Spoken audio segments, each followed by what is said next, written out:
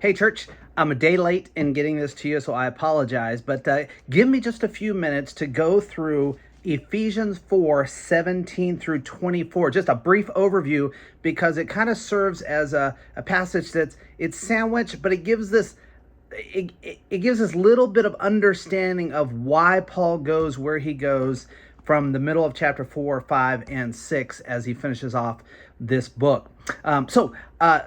Let me remind you, last week we talked about that unity and maturity, and Paul's going to transition to conduct.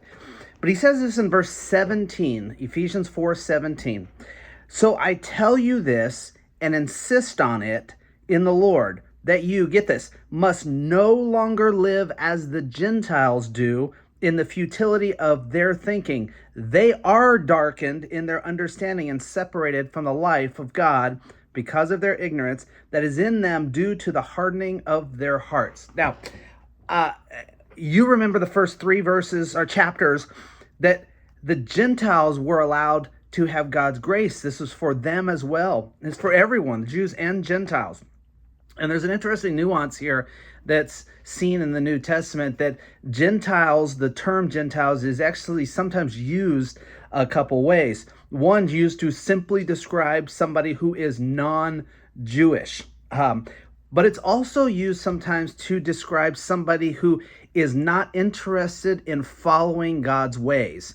Meaning you're Jewish in the Old Testament, or Hebrew, Israelites, really the same thing in the Old Testament, and you were God's chosen, you followed God's ways, but those who were not didn't have interest in that, and so they came to be called Gentiles sometimes because of their lack of belief and following of God.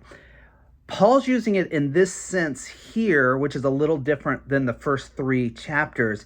He's speaking to them saying, in your former unbelief. In fact, a couple translations actually say that instead of the term Gentile, just so we understand the nuance. If you looked at the tense, you'd see it's just a little different in the Greek. Not worth us walking through. It's a little cumbersome anyway. But he's using it a little bit different. Notice, too, that he says that you must no longer live as the Gentiles do in the futility of their thinking. They are darkened in their understanding and separated from life because of their ignorance that is in them due to the hardening. Paul is talking in terms of current. Like, this is what they are right now. So if that is what those described as not being interested in God's way, if that is what they are, they're darkened, they're separated from the life of God, they have ignorance, they have hardening of heart, then it would stand to reason why Paul would say, you must no longer live this way.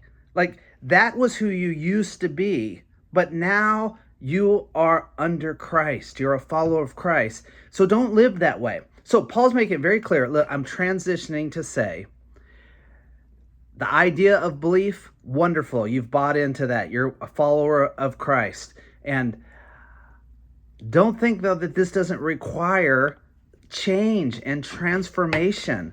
And God wants to do that because there's simply a better way of living. And that's why he's going to jump right into verse 25. And we're going to talk about this Sunday. He says, therefore, you must put off falsehood and speak truthfully.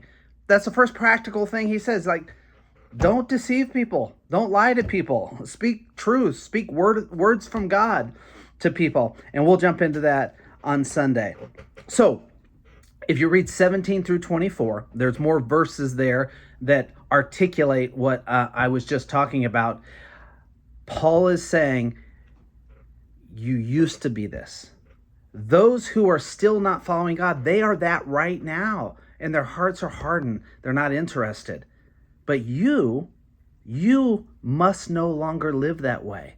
Because to say I have belief in Jesus Christ, to say I'm a follower of Jesus Christ, but refusing the conduct that God has that is not just for conduct's sake, it's better for us, it's better for the church, it's better for unity, it's better for maturity. To refuse that is as if we're saying, I don't believe. Or maybe understand it this way. I don't want to be a follower. I want to kind of just believe in existence out there, but I don't want to be a follower of that thing I claim to believe. So Paul's directing them into this, and then starting in chapter 4, verse 25, and this will go midway through chapter 6, really all the way to verse 9, I guess, in chapter 6, before he hits the armor of God. Paul focuses on conduct, practical living that's different from those who don't want to follow the ways of God. Hey, hope that was helpful to you, and I look forward to seeing you Sunday. Stay plugged in this summer as we continue through, and it's not too late. It's Wednesday night. It's not too late to send an invite. Invite somebody. That's our goal. Everybody at Wendover Hills would invite and bring somebody in 2024. So if you haven't done it yet, just get on inviting. That's our job, and God will take care of the yeses. Lord bless. Look forward to seeing you. Let me know if you need anything. Bye.